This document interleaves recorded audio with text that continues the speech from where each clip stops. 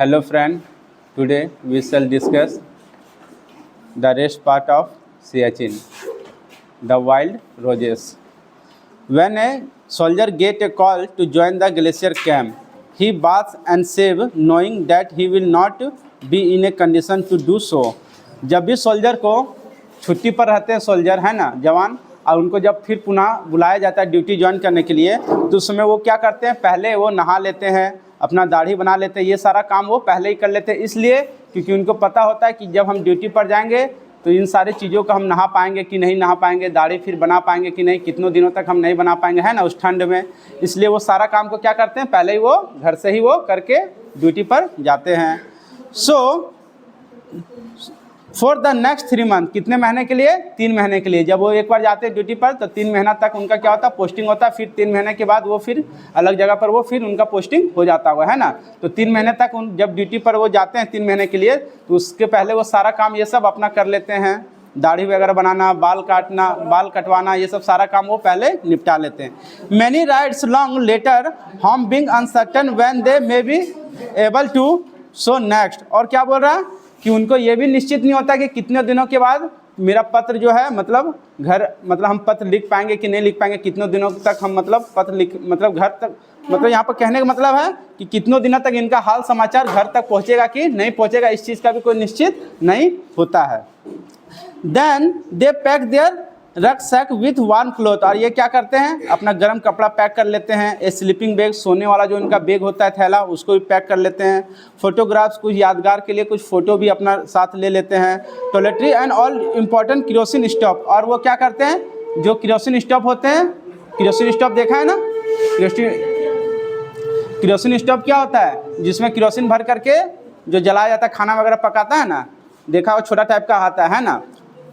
The stove is use for keeping warm and helping in melting snow for drinking and having a bath. और stove इसलिए लेकर चलते हैं सैनिक अपने साथ, क्योंकि स्टोव से क्या होता है, कोई भी अगर बर्फ़ होता है उसको पिघलाने में काम आता है। और जब भी उनको कोई चीज़ हाथ धोना होता है या फिर खाने पीने के लिए जब आवश्यकता पड़ता है गर्म पानी का, तो उस समय वो क्या करते हैं, वही बर्फ़ को पिघला करके उसी को क्या करते हैं, इस्तेमाल वो करते हैं।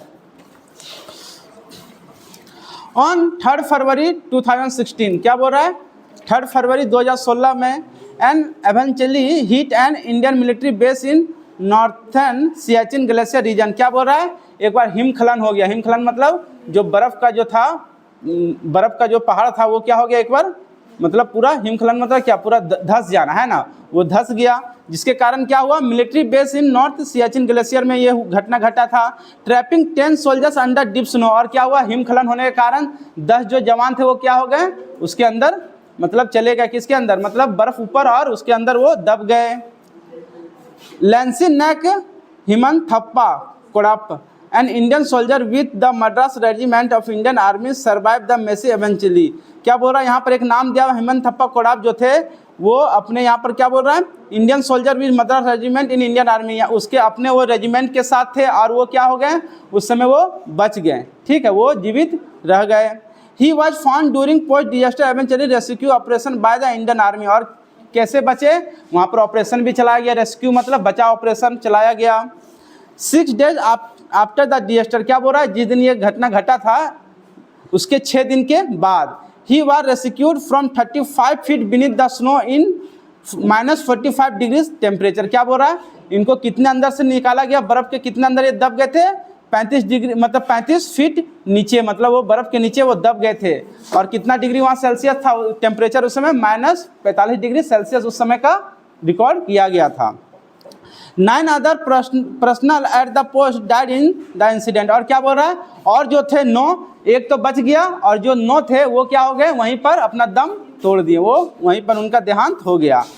कोड़ाप also could not survive for long due to multiple organ failure। और जो एक कोड़ाप बच भी गया था, एक सैनिक यहाँ पर दिया हुआ ना, हाना मंथप्पा कोड़ाप, ये जो था ये बच भी गया था, लेकिन बच जाने के बावजूद भी ये लंबे समय तक जीवित नहीं रह पाया।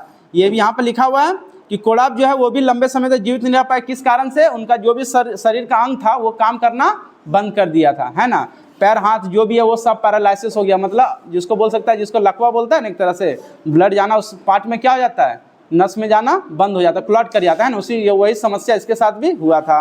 After a few days he died, कुछ दिन के बाद इसका क्या हो गया, निधन हो गया। Eventually and other environmental factor are the leading cause of death in Siachen. क्या बोल रहा है यहाँ पर, हिमस्खलन और भी जो बोल सकता है क्लाइमेट का जो होता है, क्लाइमेट का जो फैक्टर होता है, इन सारे कारणों से यहाँ पर जो होता है मृत्यु हमेशा होता रहता है।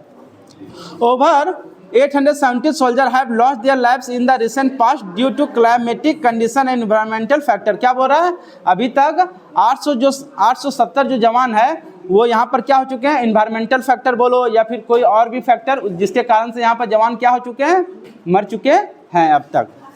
Despite such challenges and hardship, our army men are always ready to serve the nation and make our countrymen feel safe and secure all the time। क्या बोल रहा है, इतने सारे चुनौतियों का सामना करने के बाद भी जो सैनिक है वो क्या करते हैं, हमेशा अपने बोलो राष्ट्र का या फिर अपने देश का रक्षा के लिए वो हमेशा क्या रहते हैं, तैनात रहते हैं। और अब जिसके कारण हम लोग क्या होते हैं, हम लोग सुरक्षित रहते हैं। अगर हमारा देश सुरक्षित है तो हम लोग भी क्या हैं, सुरक्षित हैं। अगर हमारा देश सुरक्षित नहीं तो हम लोग क्या हैं, सुरक्षित हैं नहीं, ये संभव नहीं हो सकता है। अगर मेरा वीडियो आप लोगों को अच्छा लगा, please subscribe and press the bell icon and do not forget to like, comment and share. Thank you.